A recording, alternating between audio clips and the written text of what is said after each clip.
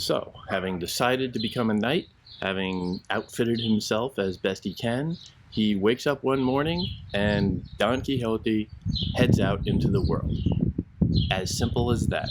And yet, one of the first things he realizes, having gone along, is that, oh my gosh, I'm not officially a knight.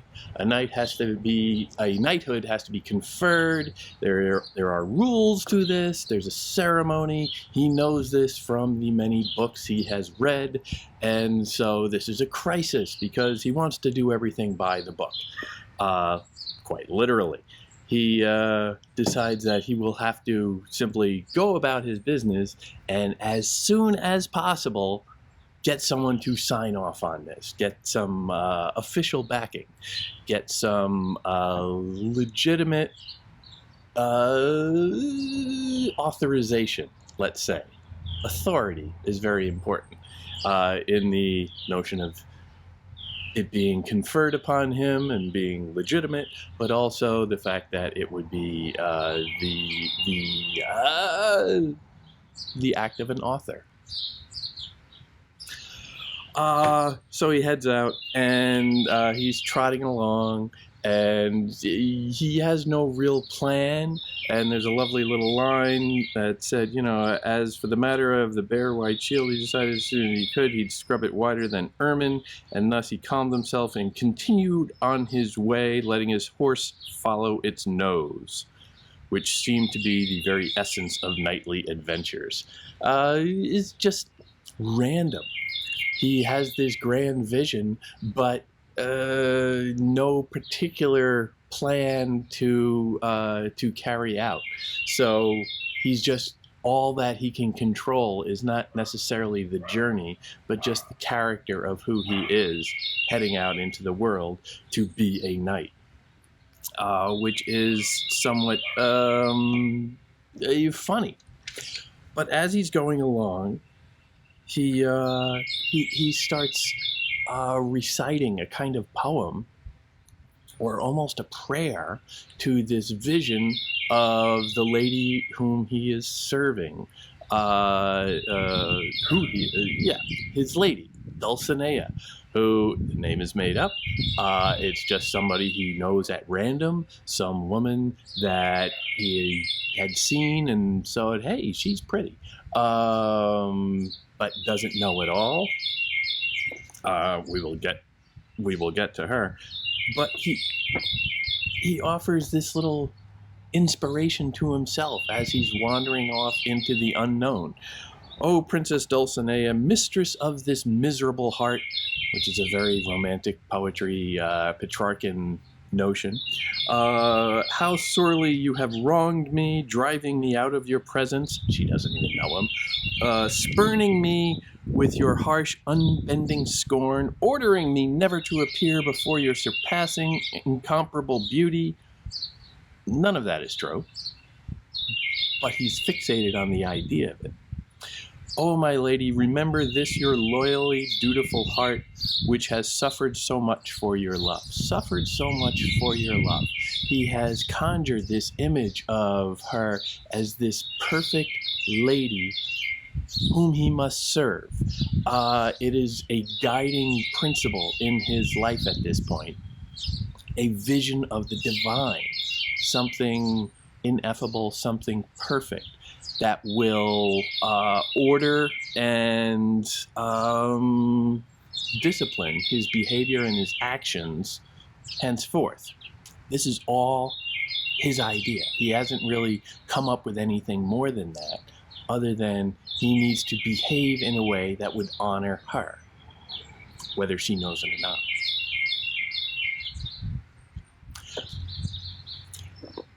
And then the narrator comes in and offers a little following after that. So he went along, reeling off a whole string of nonsense.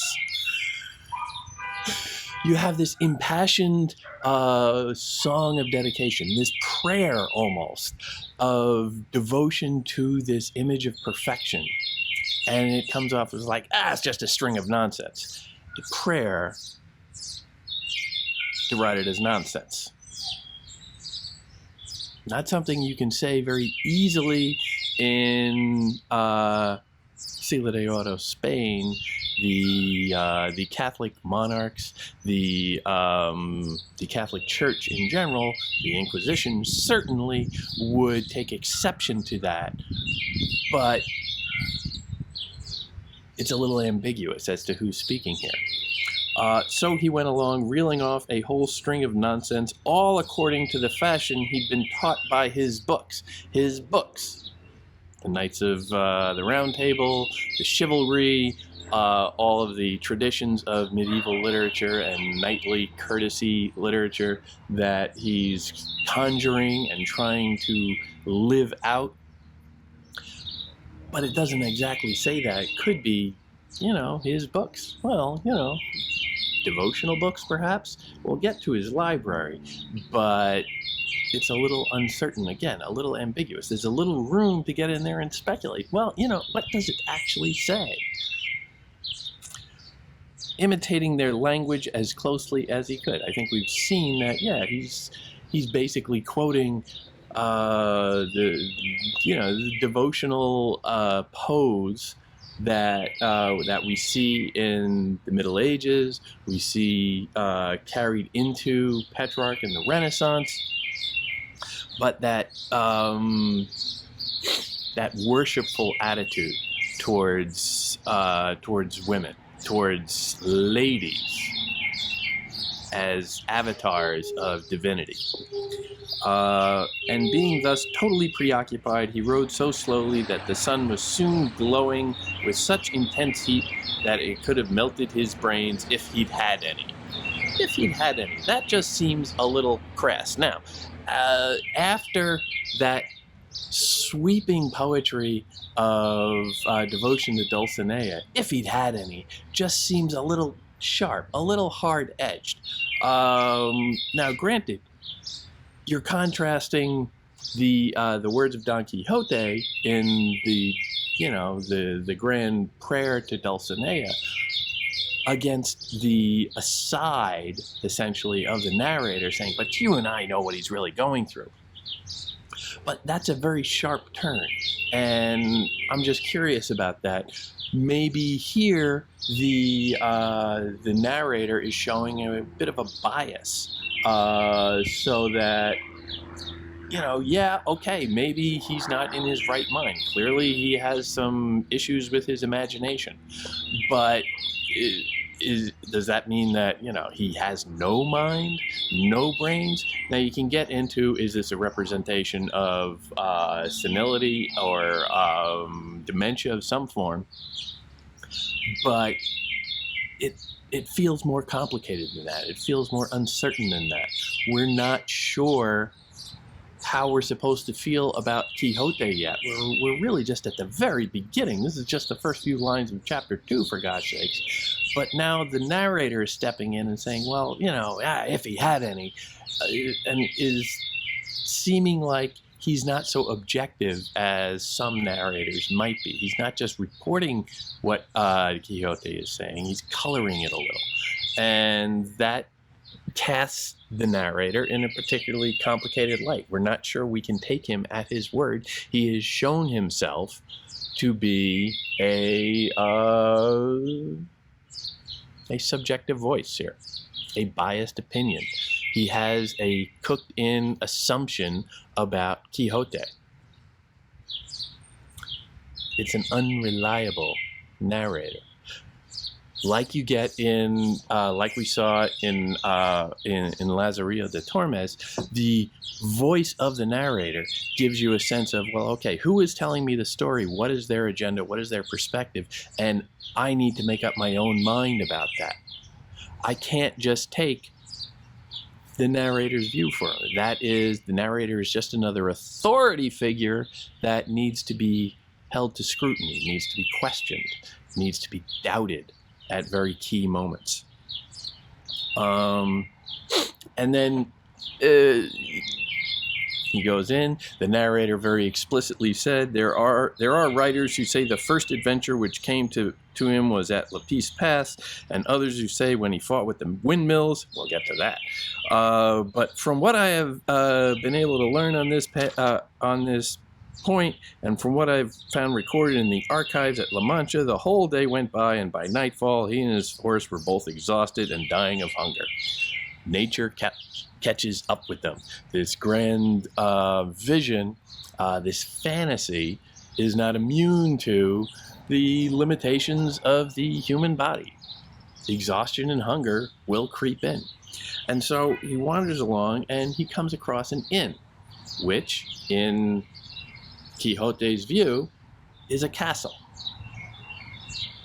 It's a shoddy little roadside place, it sounds like, that he is imagining as a grand medieval castle, with guards and flags and pageants and tapestries and all of the trappings of medieval courtly life, and it's just a little hole in the wall. It's an inn. It's a tavern.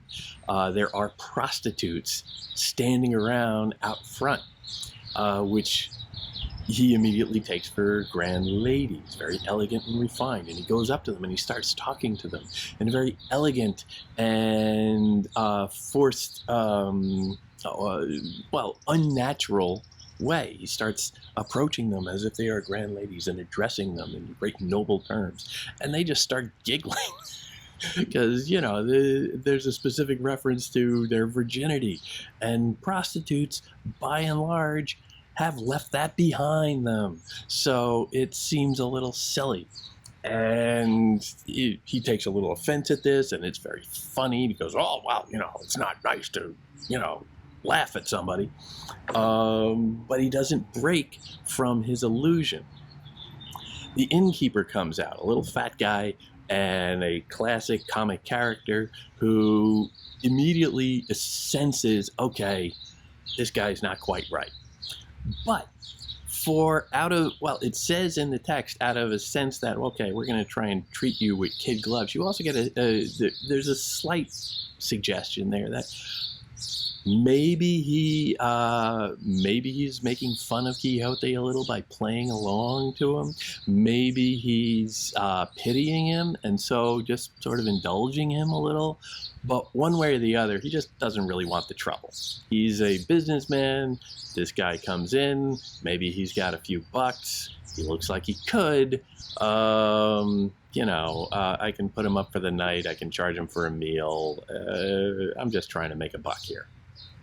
And he indulges him a little bit, and he starts telling him his own tale of his adventures, and his adventures all get tossed out, and you got to go down to the footnotes.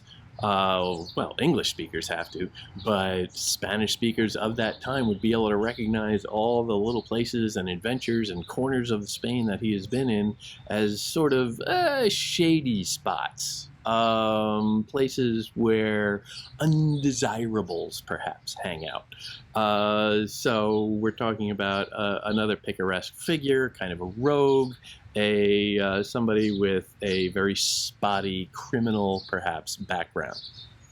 But of course, he is immediately treated by Quixote as a great gentleman, perhaps even another knight. But you have to ask yourself in that, well, what's the harm of treating someone like a great gentleman? In our age, we call people gentlemen all the time who are not technically gentlemen. The aristocrats are only allowed to call themselves gentlemen. That is a formal term in the period of time we're talking about here. But we extend it to anybody as a sign of politeness, as a sign of just being nice to someone. Gentleman and lady were distinct titles at a certain time. Now they're just common usage because it's nice to try and treat someone with respect regardless of their social station, if you will. And that's what Quixote is doing here. He's ignoring the idea of social station, or maybe he's not recognizing social station at this moment. So It's revolutionary in its way. And what's the harm in being nice to someone and ignoring the fact that they are just, an innkeeper with a shady background and a couple of whores? Should he have come up there and just addressed them, Mr. Criminal and, Mrs. Whores? What's the harm? I think the book is suggesting this along the way. He just decides that he is going to see the world his way. And what is the harm? He's going for a little horsey ride, playing dress up. I don't know.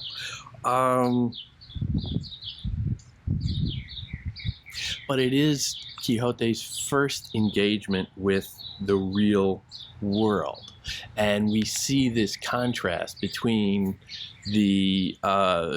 between his fantasy, how he sees things, and what the world actually is, which is pregnant with all sorts of interpretive value. How you see things versus the way it actually is. Testing the ideal against the actual, testing the ability to judge things accurately. People are always hearing what he has to say about something and then looking around and saying, I don't see that at all.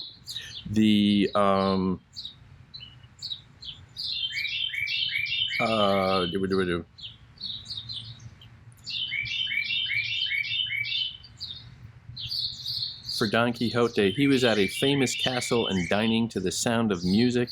The codfish was fresh-caught trout, the bread was snowy white, the prostitutes were noble ladies, and the innkeeper was the castle warden, all of which proved that his courage and indeed his day's journeying had been well employed. He feels good about his surroundings because he's telling himself that everything he has is much better than perhaps it actually is. Again, what's the harm? That's up to everybody. The Quixote seizes on the castle warden as an authority who can confer knighthood. So Quixote is very firm in this, says, okay, I want that. In the morning, you have to go through the ceremony and grant me this honor.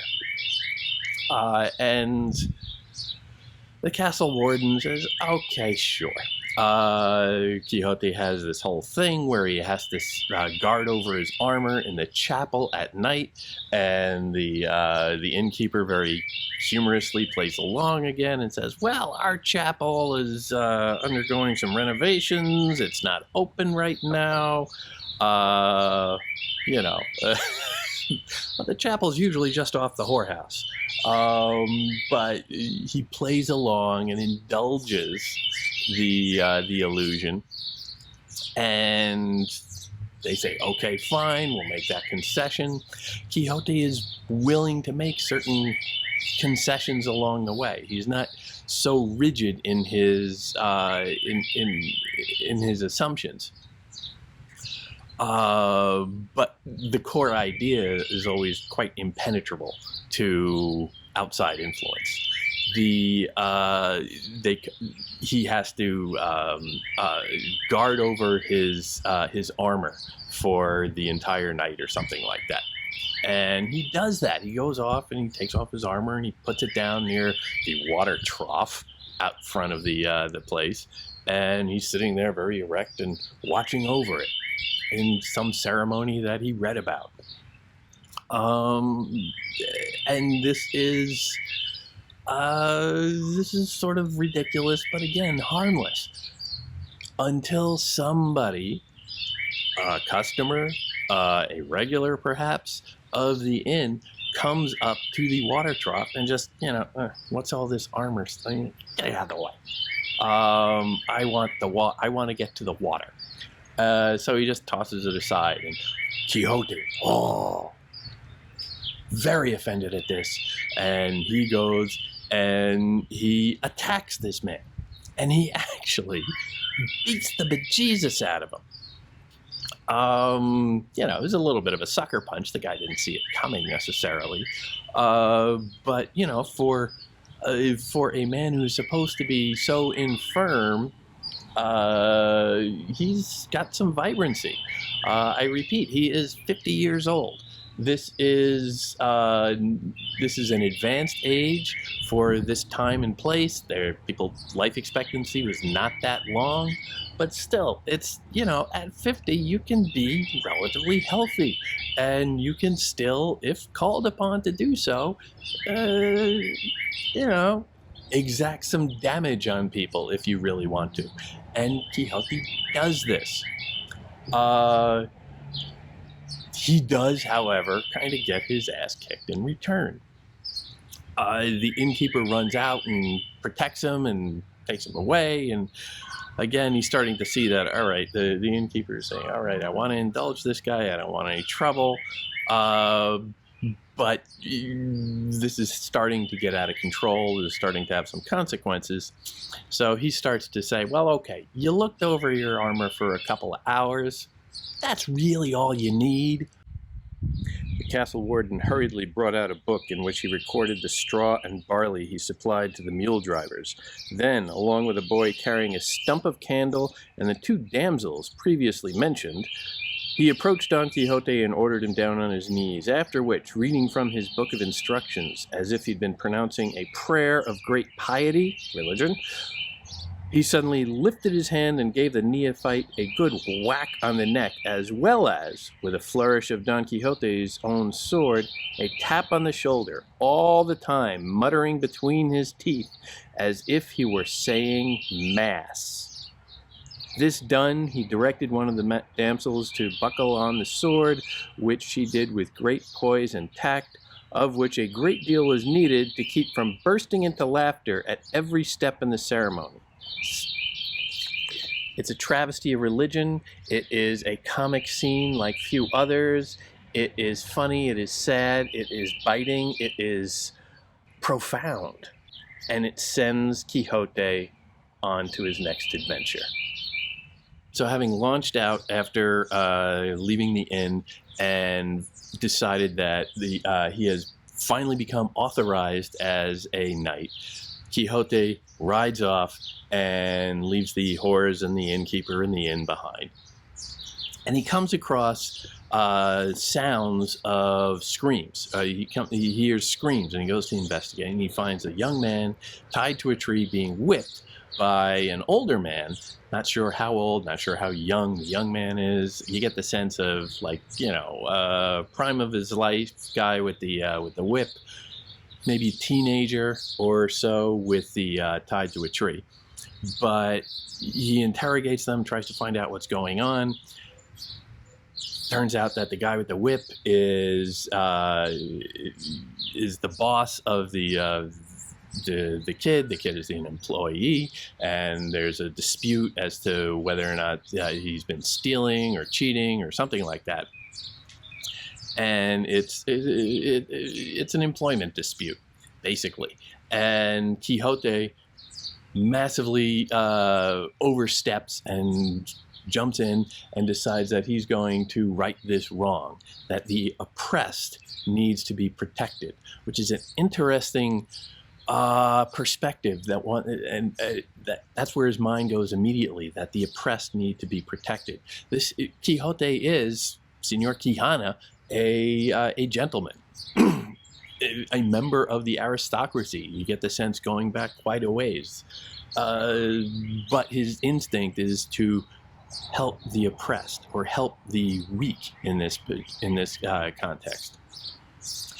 And so he jumps in and he demands an explanation, and there's a lot of back and forth. But what it comes out is that they strike a deal that gets Quixote to leave. At which point, the guy holding the whip turns to the kid and says, "Now it's going to be worse for you." So Quixote's actions made the situation worse.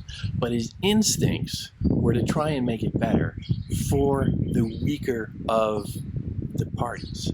He was trying to help. His intentions were good. The results of it were less good. Ideals in real situations aren't always helpful. Sometimes you have to take in the reality of the situation and find a complicated, less ideal, less absolute solution. That will come back. So he rides on some more, and you get him coming across a caravan of merchants from Toledo. This signals a couple of things right away. Merchants, sign of a new economy, the new economy coming about. Again, Quixana is a gentleman, an aristocrat, and he basically does nothing. He has some family money, you get the sense, but he spends all day reading, we're told. So he doesn't have a job. He doesn't really have anything active to do. He is an aristocrat. Merchants are the rising middle class throughout the Renaissance, and they are on the move. He is now, Quixote, from going very stationary, just sitting in his library reading all day, he is now suddenly on the move too and getting out there, but they're going specific places. He's just wandering around. So there are a lot of contrasts there. Toledo, down in the south of Spain, suggests that it, might be a little shady in terms of criminals and rogues and stuff like that, but also more of an association, more of a likely association with the Muslim or converso background.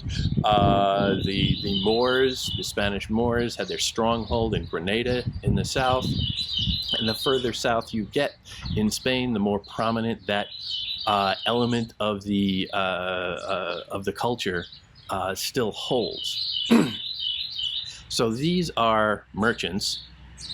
Moors and Islam itself is a merchant society, largely a merchant culture.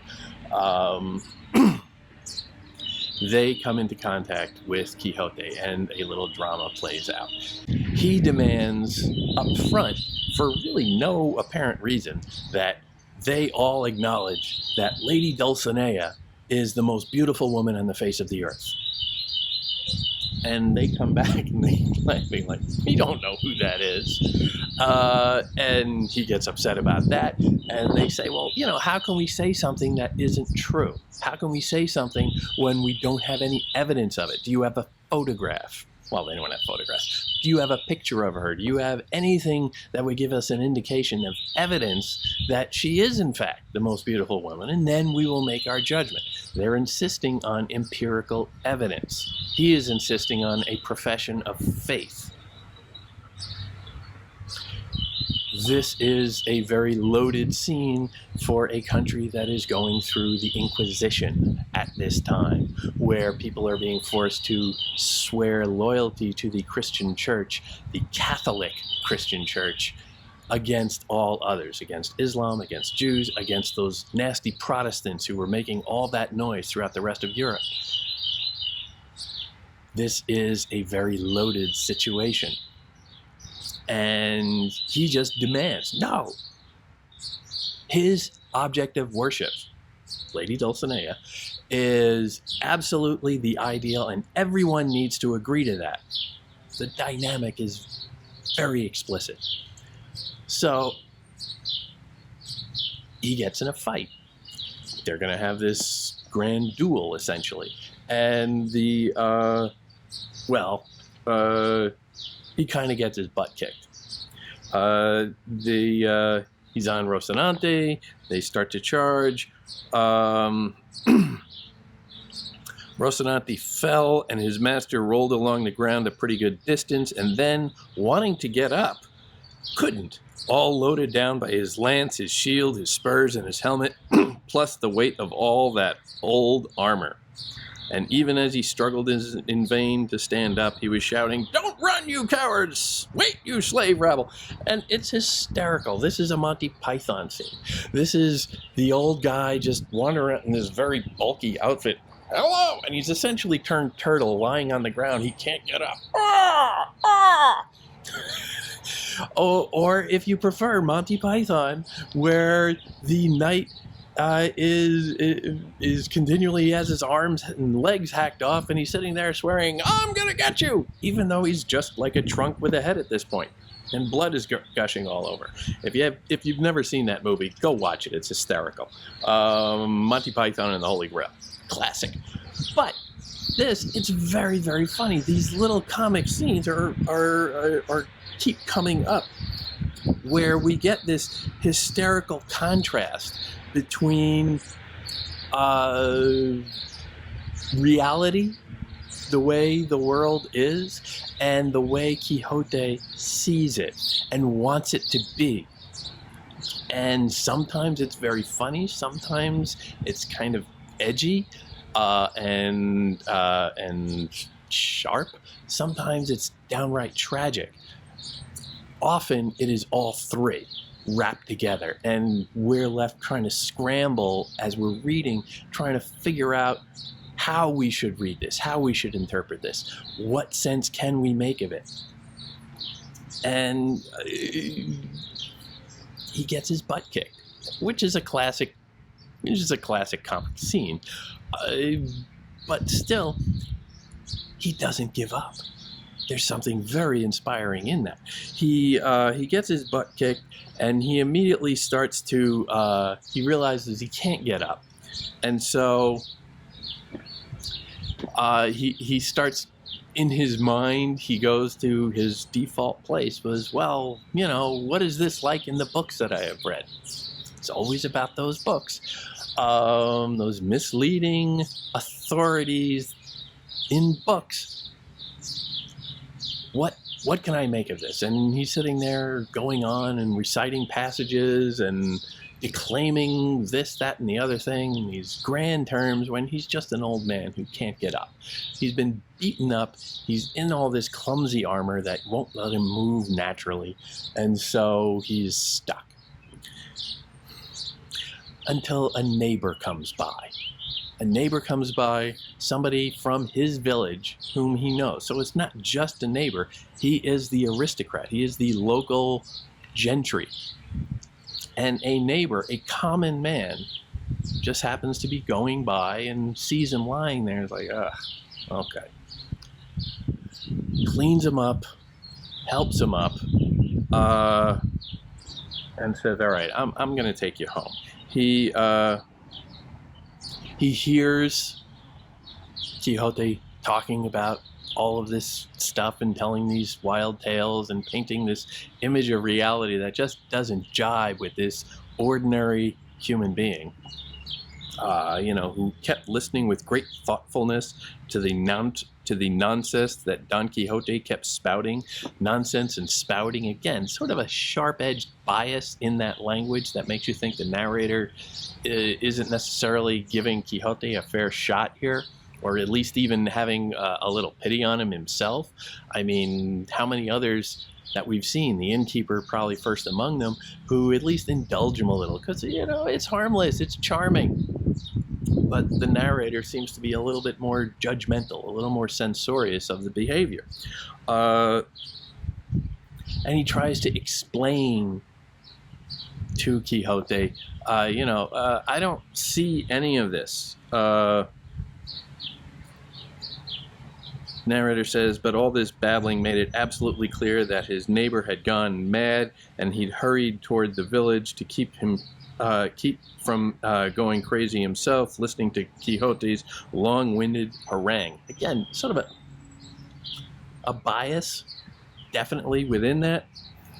And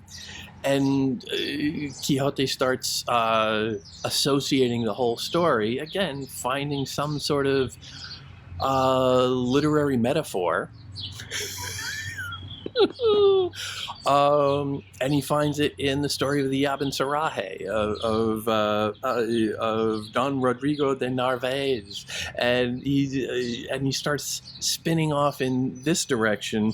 To which the farmer answers, look, Your Grace, sinner that I am not Don Rodrigo de Narvaez, nor am I the Marquez of Mantua, but Pedro Alonso, very common name, your neighbor. And you, Your Grace, aren't Valvadinos or Abendayas or the honorable gentleman, you are the honorable gentleman, Senor Quijana. And then, sharp, an immediate response. Immediate.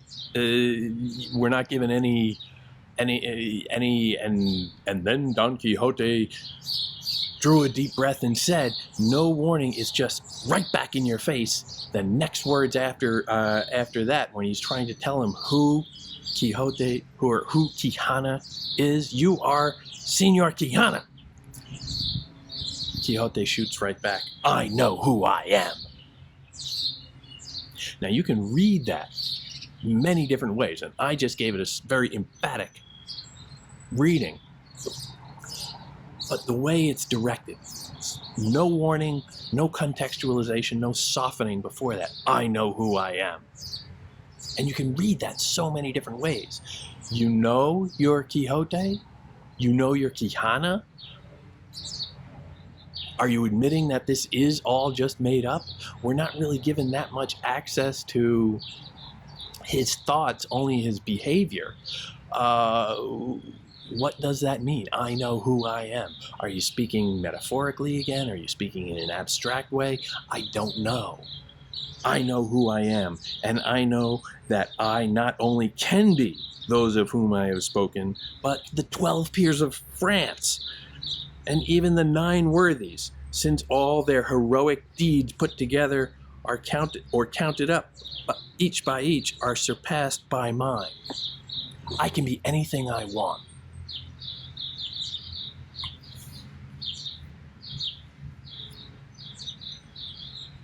Think of the power of that. Think of the insistence of that, the declaration. And again, okay, I'll go back to the context of this, of, to go realistic, early onset dementia. Moments of lucidity cracking in, but he's defending himself. Moments of lucidity where he says, I know who I am. And I have the right to imagine myself however I want. I am the creator of my own identity. That's humanism. That's rejecting definitions from the past handed down to you. That's rejecting all the traditions of how we think about ourselves. That's asserting for oneself the right, the obligation to create your own identity, to forge yourself, not rely on tradition or culture or society to do it for you. But also think of the optimism of that, the beauty of it. His life is fairly sad. An old man living alone with his niece and his housekeeper. He has a couple of friends who come over from time to time, but all he does all day is read. He has nothing else to do. I know who I am, and I can be whatever I want, is a declaration that I have power. I can control my own destiny, even if my mind is ebbing away. Oh, there's so much humanity in that, so much beauty, so much life.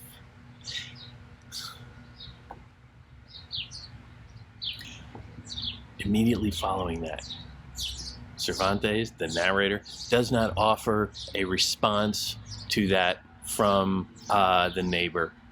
He just says, exchanging these and other such courtesies, they got to the village just as it was growing dark, but the farmer waited until night had fallen, so that the half-dead gentleman might not be seen or on so poor amount.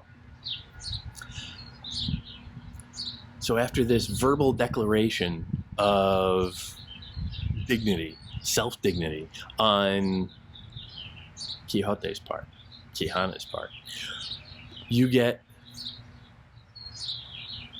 behavior in response. The neighbor coming into town with Quixote on the neighbor's donkey,